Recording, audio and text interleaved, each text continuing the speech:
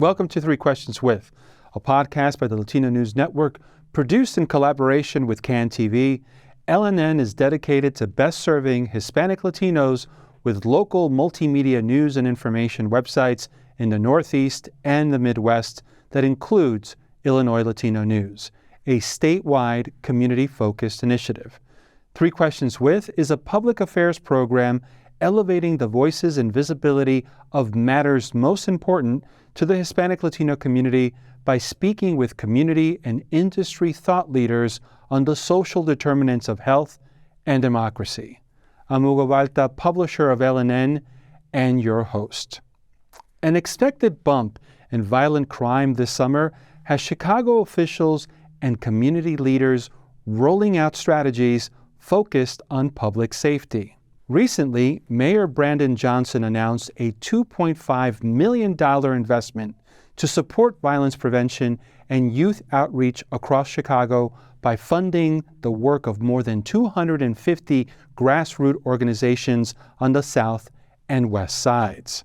Governor J.B. Pritzker also launched a crisis prevention and response unit that will deploy at least 30 trained peacemakers and street outreach partners in the city to assist with de-escalation, conflict resolution, and crisis support efforts.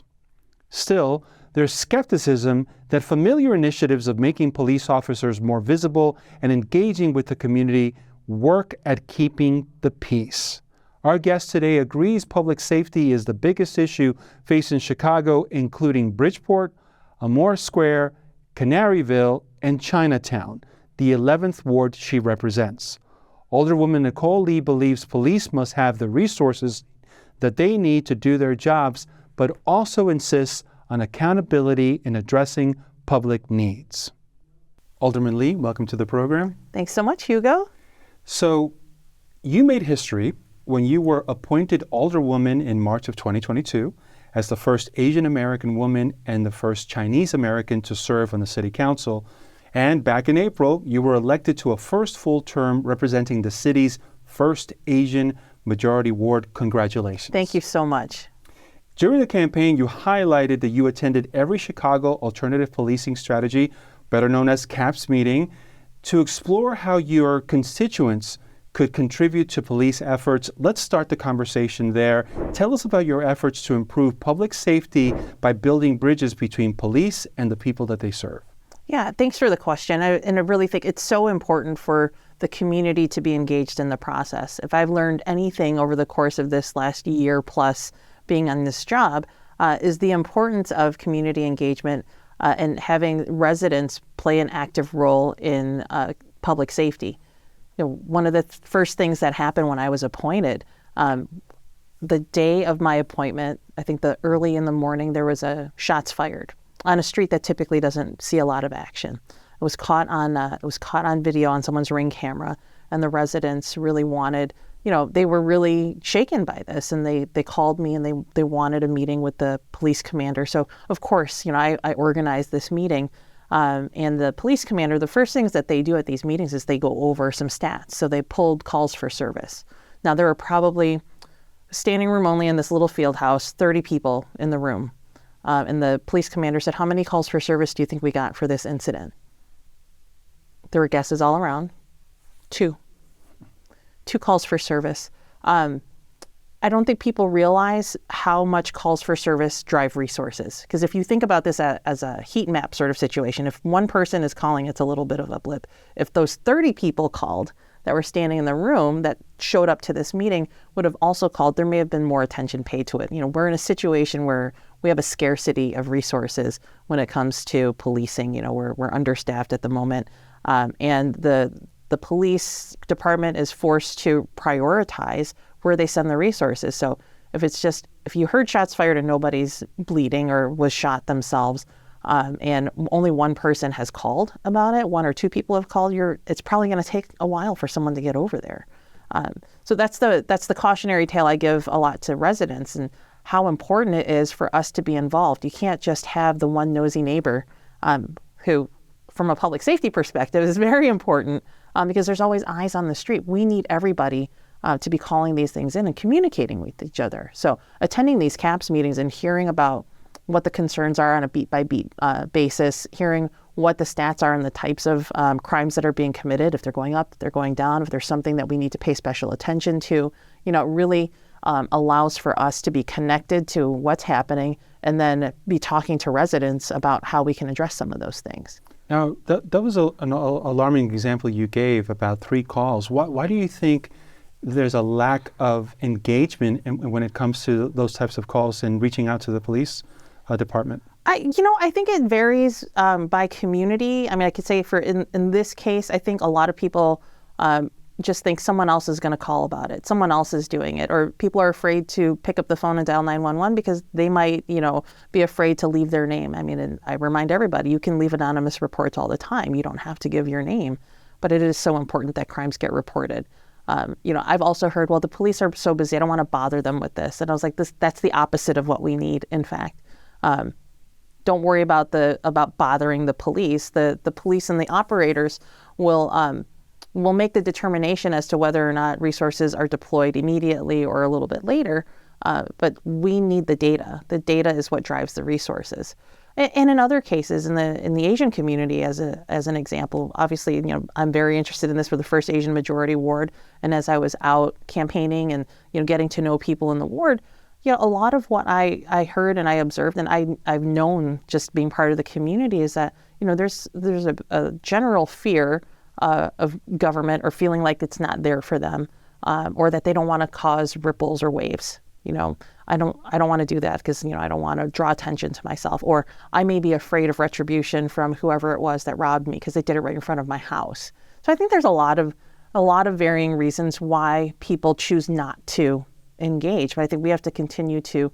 I'm gonna be like I'll beat the dead horse about this because it is so important that people do call. And I'll hear, I have a language barrier. I don't speak English. When you get on the phone, you dial 911, tell them that I need Chinese. You can have somebody come on the line. They have language line access. So any language that you speak, you can always ask to be connected to someone who speaks that language. It may take a little bit longer, but we still need that information. And I think also when we talk about immigrant communities, certainly in the Latino communities, there's a fear that police are working in conjunction with other government agencies. Certainly that's a different case in the state of Illinois, but nonetheless, there's that innate fear. Anti-Asian hate crimes have gone up 5-fold in the last 3 years, according to Chicago police data. Similar data also shows attacks against newcomers, like the thousands of immigrants that we've seen coming to Chicago from states like Texas. Alderwoman Lee, you were born and raised in Chicago's Chinatown community. You mentioned that. How does your lived experience, commitment to leveraging strong community ties help to build better future for all residents of the 11th Ward? Having grown up in Chinatown, I tell people all the time, it's like growing up in any other small town, right? My mom was a beautician. My father was active in the community.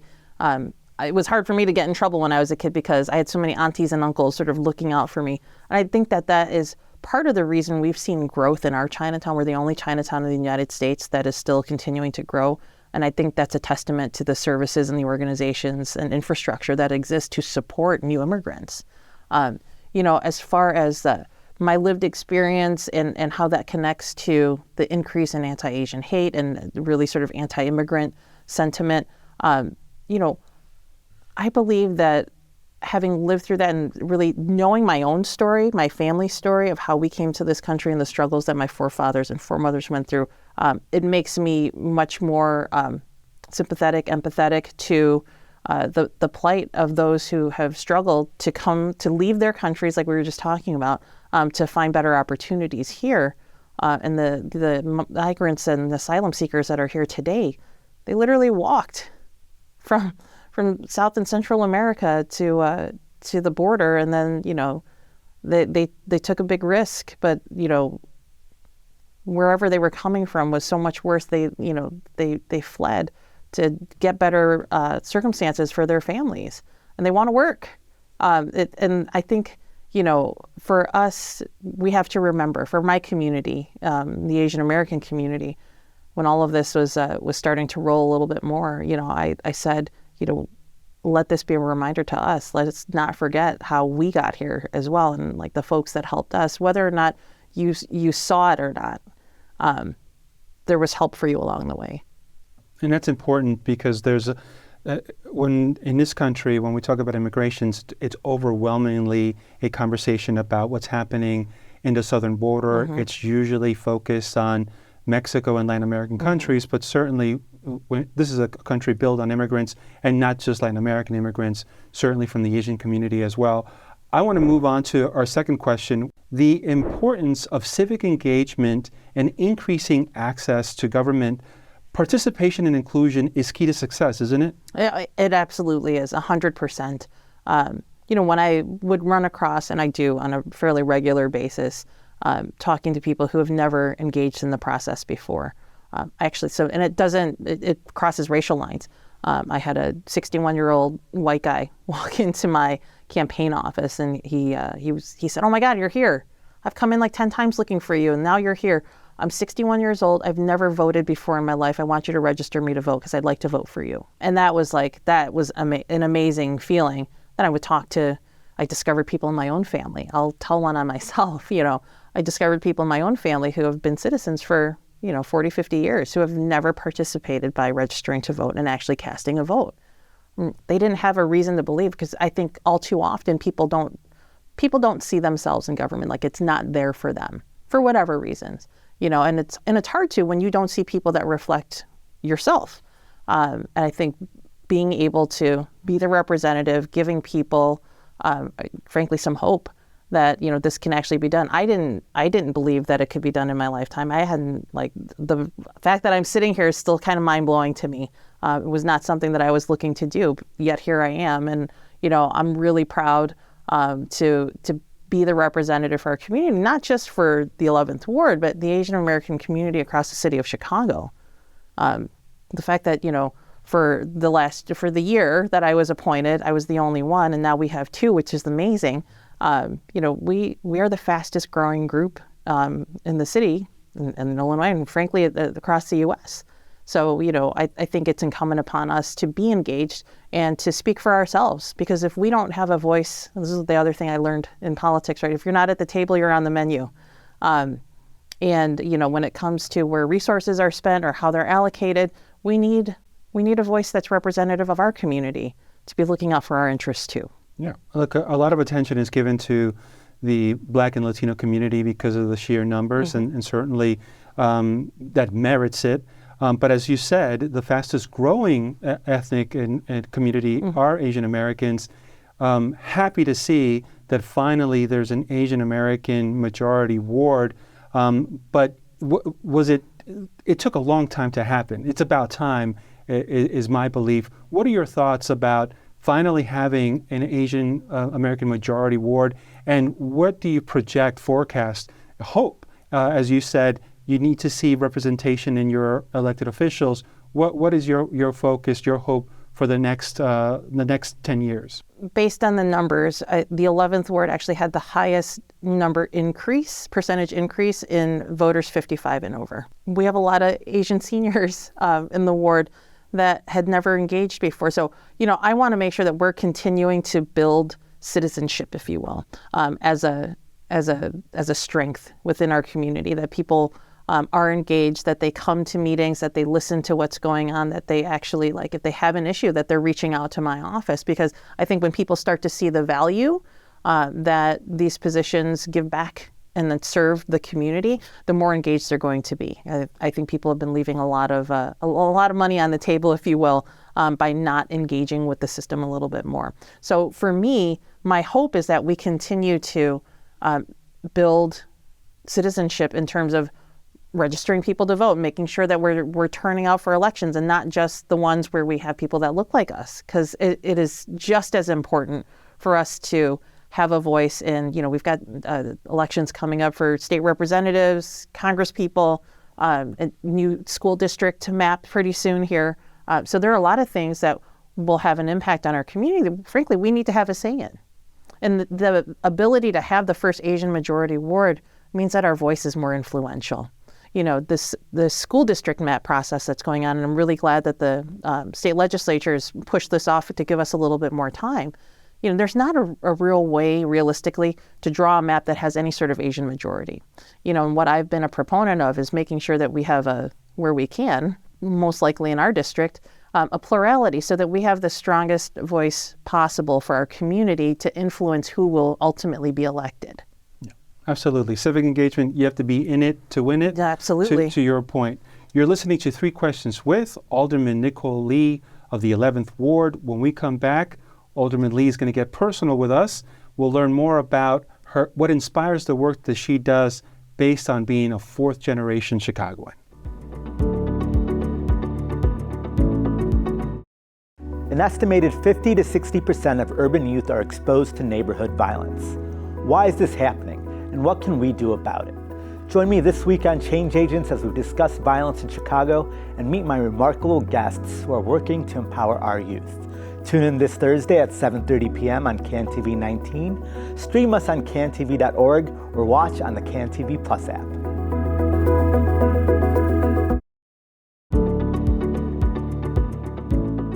We've been talking to Alderman Nicole Lee of the 11th Ward about public safety, the importance of civic engagement and inclusion in government. Now, Alderman Lee, let's get a little bit personal. You raised two sons in your family house of 4 generations. Amazing.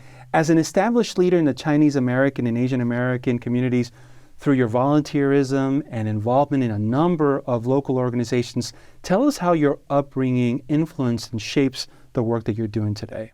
I mentioned earlier, my mom is a retired business owner. My father was a public servant for basically 90% of his career.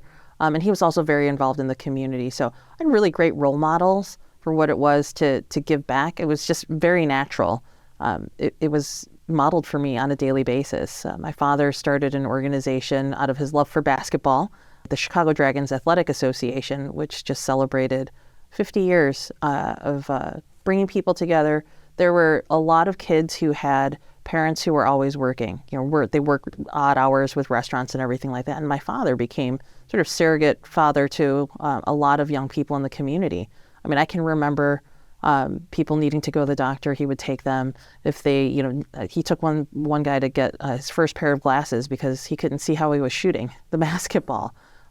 So this was something that this was what was commonplace for me. If somebody needed something, my father was able to help. His job with the city put him in a good position to, connect people to resources too.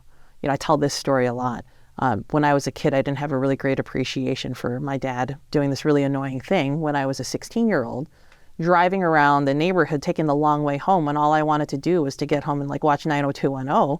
He was driving around the neighborhood to make sure that the lights were working or that the service that he called in had been taken care of. Now as an alderman, I have a much greater appreciation for all of that. The number of things that I cannot unsee is pretty insane right now. But that upbringing in the neighborhood and what I'm trying to do now, taking on this role when I hadn't planned on it, I really look at it as an opportunity to give back to my community in a very specific way. Throughout my career, I've always been drawn to the service of others. And I did that through the nonprofit sector. I did it in the private sector, not necessarily in the public sector where my father was working. But doing this now, it was such a unique opportunity. And this point in history as well for our community seemed a little too good to pass up, at least throwing my hat in the ring. You're 4 generations deep, Chicagoans. You've mentioned a couple of times understanding the plight of your family as immigrants. Often when I speak to my friends that are Asian Americans and we talk about resources for the Black community, for the Latino community, when we talk about the Asian community, often, and it's perpetuated by media, this model immigrant comes up.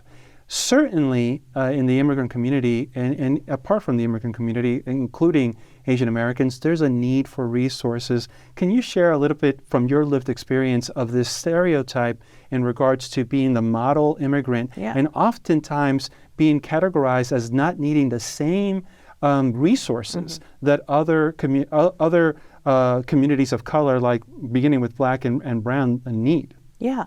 I so appreciate this question because I think we don't talk about this enough. The model minority myth is really something that as you said, media really created to drive a wedge between ethnic minority groups. Like, so they cast Asians in this like, oh, they're so hardworking and earnest, and they're well behaved, they don't cause trouble, juxtaposed to Black and brown communities who are seen as the opposite. And the reality is that Asian Americans are not a monolith. None of our communities are monolithic.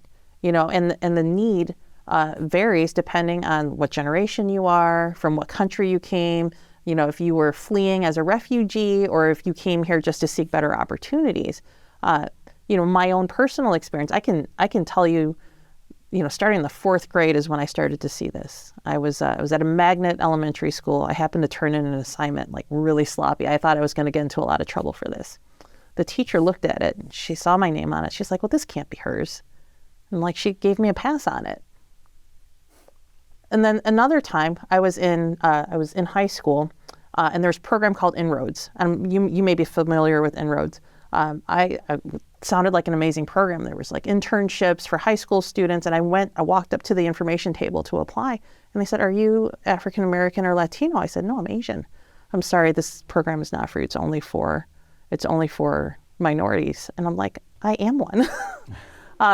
So, we are oftentimes used as the sort of ethnic minority group of convenience. So what I mean by this is, if you are talking about diversity numbers, you'll include us in there. But when it comes to resources, to your point, the resources generally aren't there. I think there's a statistic out there. I'm probably going to get this wrong, but it is just this startling that I think 0.1%, 0.01%, like a penny, less than a penny of every dollar that is invested in philanthropy comes to the Asian American community. I know I'm getting that stat wrong, but it is just that minuscule. I just use that to elucidate this whole notion that people don't have need. There's great need out there. Just because some Asians do better than others doesn't mean that you should judge an entire group of people like that. In fact, when I applied to colleges, I applied to 7 colleges, and the one school that I didn't get into was the one that I should have, was the University of Illinois. Because the competition, I was competing with other Asian students. And because our graduation rates are higher, the standards were higher for Asian students. I went to a great college. I loved Indiana University. It was the right place for me. But those are all things that, I've had to face in my lifetime, having to do with this whole model minority myth and people making assumptions about what you're good at and what you're not. I'm like, I'm not good at math. I was not one of those math Asians. Well, I join you on that. Yeah. Certainly a lot of work to be done in regards to diversity, equity, and inclusion. Alderman Lee, you've been very generous with your time. Thank you very much for joining us. Thank you so much for having me. You've been watching 3 Questions with Alderman Nicole Lee of the 11th Ward. When we come back, La Última Palabra, my final thoughts on public safety. It's still honest, it's still thoughtful, and it's still definitely Chicago. 3, 2, 1. Join me, Darius Hillman, for a brand new spring season of In the Arena, where we're bringing you compelling conversations with some of the most fascinating people our city has to offer, right here on CAN TV 19, on cantv.org, and the new CAN TV Plus app.